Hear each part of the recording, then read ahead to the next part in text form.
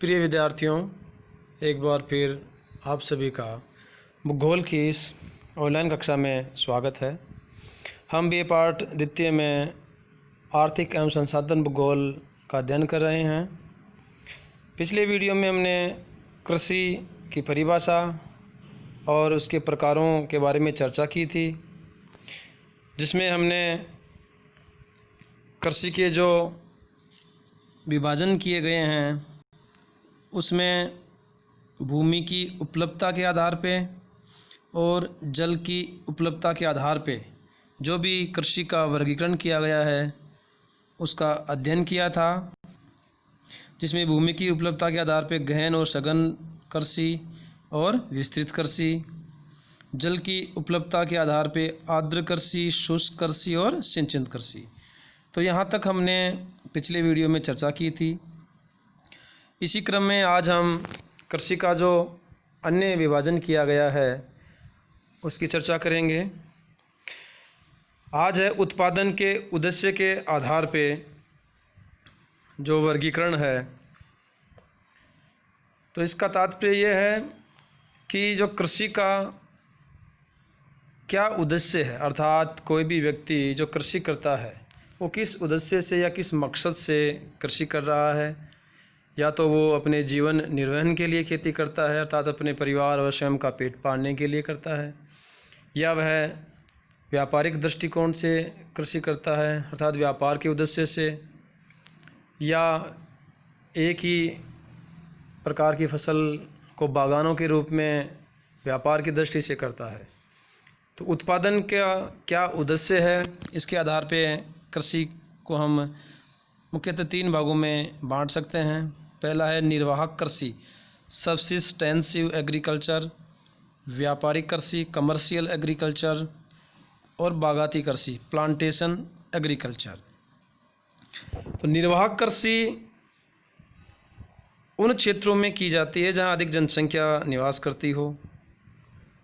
यह कृषि परंपरागत रूप से की जाती है, अर्थात जैसा इसका नाम है निर्वहन कृषि, तो यह केवल अपना परिवार का पेट पालने के लिए ही किसान खेती करता है। इसमें आधुनिक यंत्र, उन्नत बीज, रासायनिक उर्वरक इनका बहुत कम प्रयोग होता है और इसमें प्रति इकाई जो उत्पादन है वो भी बहुत कम प्राप्त होता है। इस प्रकार की खेती में छोटे छोटे खेत होते हैं। कृषि का मुख्य उद्देश्य भरण पोषण होता है, इसलिए कृषि फसलों में अधिकतर खाद्यान्न फसलों की प्रमुखता होती है, केवल अनाज की खेती की जाती है। इस तरह की कृषि मानसून एशिया के Bharat, Pakistan, Bangladesh, Sri Lanka, Myanmar, Thailand, Malaysia, Vietnam, चीन आदि देशों, साथ ही अफ्रीका के मिस्र, नाइजर, इथियोपिया, सोमालिया आदि देशों में की जाती है। तो जो निर्वाहक कृषि है उसका मुख्य उद्देश्य होता है भरण पोषण करना, इसका मकसद व्यापार नहीं होता। दूसरे तरह की जो कृषि है वो है कमर्शियल एग्रीकल्चर, व्यापारिक कृषि। जैसा कि अभी हमने चर्चा की कि निर्वाहक कृषि में भरण पोषण के लिए खेती करते हैं, जबकि व्यापारिक कृषि का मकसद होता है स्वयं उपभोग न करके निर्यात के लिए खेती करना। इसमें अन्न उत्पादन और पशुपालन दोनों एक साथ साथ अलग अलग खेतों पे किए जाते हैं, अर्थात इसमें खेती के साथ साथ पशुपालन भी करते हैं। तो जब खेती के साथ पशुपालन होता है तो उसे हम मिश्रित कृषि कह सकते हैं। यह एक विशेषीकृत कृषि होती है जिसका ज़्यादातर जो प्रचलन है विकसित देशों में होता है। विशेषीकृत से तात्पर्य है इसमें एक ही तरह की फसल बड़े बड़े फार्मों में उगाई जाती है, जिसमें मशीनों से अधिकतर कार्य होता है।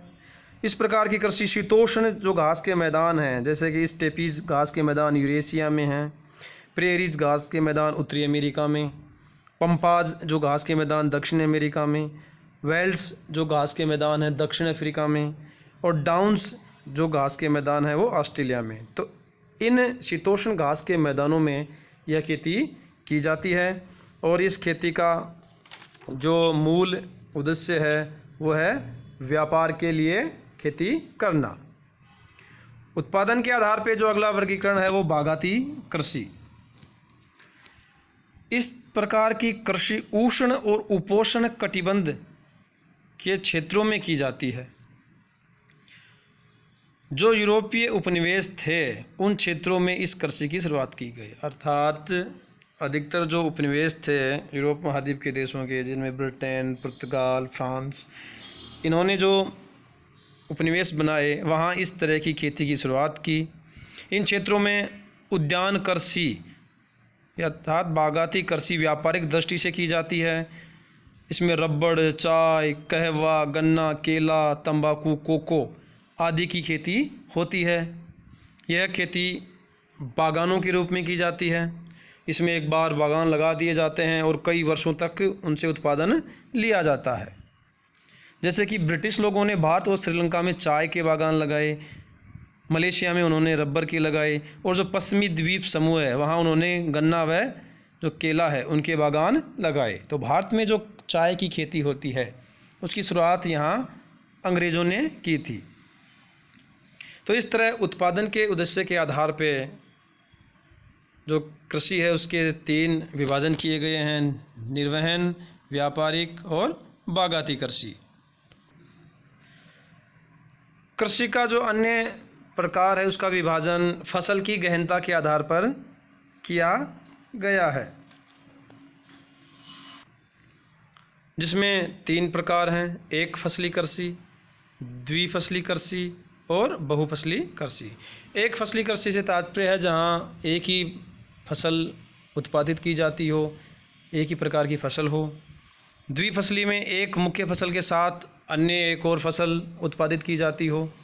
और बहुफसली कृषि में एक साथ कई तरह की फसलें उत्पादित की जाती हो। तो शस्य गहनता से तात्पर्य है फसलों की गहनता कितनी है, कि एक फसल ली जा रही है या एक से अधिक। तो इस आधार पर भी कृषि का विभाजन किया जा सकता है। तो इस तरह से जो कृषि का विभाजन किया गया है भूमि की उपलब्धता के आधार पे, जल की उपलब्धता के आधार पे और फसलों की गहनता के आधार पे और उत्पादन का क्या उद्देश्य है इसके आधार पे। इसके अलावा जो अन्य कृषि के प्रकार हैं उनकी भी हम चर्चा करते हैं।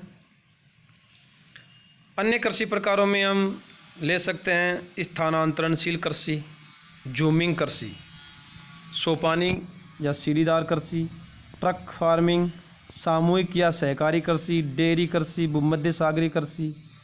तो ये अन्य प्रकार हैं कृषि के, जिसमें पहला है जूमिंग या स्थानांतरणशील कृषि, शिफ्टिंग कल्टीवेशन।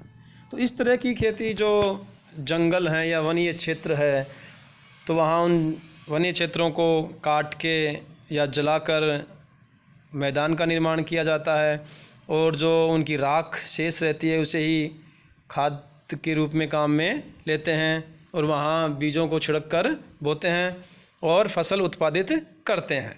तो इस तरह की क्रिया वो एक स्थान पे 2-3 साल तक लेते रहते हैं और बाद में उस स्थान को छोड़कर अन्य स्थान पे चले जाते हैं और यही प्रक्रिया दोबारा दोहराते हैं।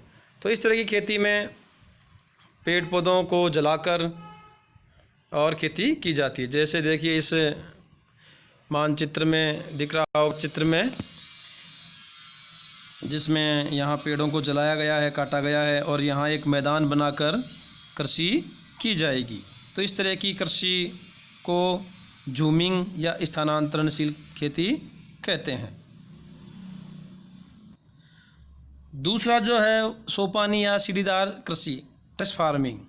तो इस तरह की खेती जो पर्वतीय क्षेत्र हैं जहाँ मैदानों की अनुपलब्धता होती है, अर्थात मैदान नहीं होते हैं, समतल भूभाग नहीं होते हैं, तो वहाँ खेती करना कठिन है।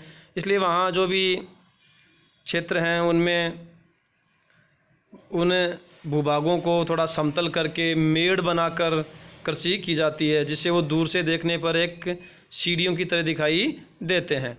जैसे कि मानचित्र में आप देख रहे हैं जो पहाड़ी क्षेत्र में, तो यहाँ ऐसे मेड़ बना दी गई है और इनमें जो बीच का समतल मैदानी भाग बन गया वहाँ फसल उत्पादित करते हैं। तो इस तरह की कृषि को सीढ़ीदार कृषि कहते हैं।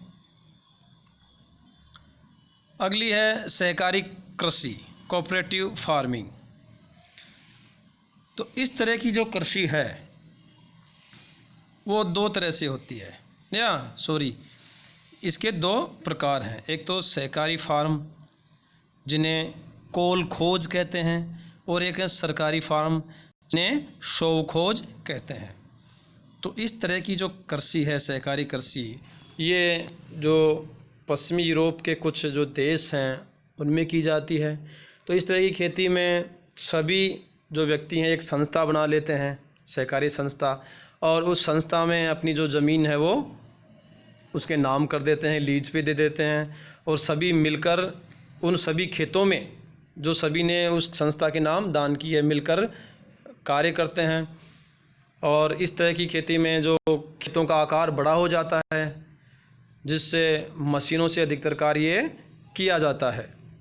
तो इस तरह की खेती एक तो सहकारी फार्म हो गए जिसमें एक समिति बनाई गई, उस समिति के नाम सभी लोगों ने अपनी ज़मीन कर दी, लीज पे दे दी, और सभी उसमें फसल उत्पादित करते हैं। दूसरा जो इसमें है वो है सरकारी फार्म, जो सरकार के अधीन होते हैं और उसमें सारी व्यवस्था सरकारी संस्थाएं ही करती हैं, उसे कहते हैं शोव खोज। ऐसी कृषि अधिकतर डेनमार्क, स्वीडन, इटली, जर्मनी, इन देशों में की जाती है। तो वहाँ ऐसी कृषि को सहकारी कृषि कहते हैं, जो सब मिलकर करते हैं। इसी का एक रूप है, जैसे ये देखिए कोऑपरेटिव फार्मिंग, जिसमें खेतों का आकार बड़ा हो जाता है और मशीनों से खेती की जाती है। एक होती है सामूहिक कृषि। तो जैसे सहकारी कृषि है वैसे ही सामूहिक कृषि है। अंतर इतना है कि सहकारी कृषि पश्चिमी यूरोप के कुछ देशों में, जैसे अभी मैंने नाम लिया Denmark, Sweden, Italy, Germany, Netherland, यहाँ की जाती है। जबकि ये सामूहिक कृषि है वो यूरेशियाई भाग, सोवियत संघ, रूस में की जाती है। इसमें भी खेतों को सामूहिक रूप से उत्पादित करते हैं और एक जितना बन पाता है उतना प्रत्येक किसान को मिलता है, अर्थात जितना वो कार्य करते हैं उस हिसाब से उनको उत्पादित अनाज का कुछ हिस्सा मिल जाता है। तो ऐसे रूस में इसे सामूहिक कृषि कहते हैं, कलेक्टिव फार्मिंग। तो यूरोप में सहकारी कृषि कहलाती है वो, जिसके दो भाग कर दिए हमने, कोल खोज जो सहकारी फार्म होते हैं और सरकारी फार्मों को शोव खोज। तो यहाँ सहकारी फार्मों की अधिकता ज़्यादा है। अगली जो कृषि है वो है डेयरी कृषि। अब डेयरी कृषि में दुग्ध उत्पादन होता है, अर्थात दूध के उत्पादन के लिए पशुओं को पालते हैं, उन्हें वैज्ञानिक विधि से पालते हैं। जैसे इस चित्र में देखिए यहाँ ये जो गाय पालन कर रखा है, तो इन मशीनों में इन गायों को रखते हैं और मशीनों के ज़रिए ही उनसे दुग्ध निकालते हैं और बड़े बड़े फार्मों में इनको रखते हैं। वहाँ चारे की, पानी की या अन्य जो बीमारियों से बचने की सभी तरह की सुविधाएं प्राप्त होती हैं। तो इस तरह से डेयरी फार्मिंग कहेंगे। तो इस तरह कृषि के जो अन्य प्रकार थे उनमें जूमिंग, सोपानी, सामूहिक डेयरी कृषि आती हैं। इसके अलावा ट्रक कृषि भी होती है। अब ट्रक कृषि से तात्पर्य है ये विशिष्ट बागवानी कृषि है, जिसमें सब्जी या फूल पौधे इनकी कृषि की जाती है। जो शहर के जो नज़दीक के जो क्षेत्र होते हैं वहाँ से उन सब्जियों को, फलों को, फूलों को ट्रकों के माध्यम से शहरी क्षेत्रों में पहुँचाया जाता है। तो कैलिफोर्निया में इस तरह की कृषि को ट्रक कृषि नाम दिया गया है। तो ऐसी कृषि शहरों के आसपास के क्षेत्रों में उगाते हैं, जिससे वो ताज़ा सब्जी या फल या अन्य जो पदार्थ हैं वो आसानी से पहुंचाए जा सकें। तो ऐसी कृषि ट्रक कृषि कहलाती है। कृषि का एक और प्रकार हम बता सकते हैं भूमध्य सागरीय कृषि। तो भूमध्य सागरीय कृषि, जो भूमध्य सागर है यूरोप और अफ्रीका महाद्वीप के बीच का जो सागरीय भाग है, तो उसके जो किनारे पे जो देश हैं भूमध्य सागर के, उन क्षेत्रों में खट्टे फलों की कृषि की जाती है, अंगूर, अंजीर, जैतून। तो उस कृषि को भूमध्य सागरीय कृषि कहते हैं। तो इस तरह कृषि का विभाजन किया गया है कुछ मापदंडों के आधार पे, जिनकी चर्चा हमने इससे पिछले वीडियो और आज की वीडियो में की है। धन्यवाद।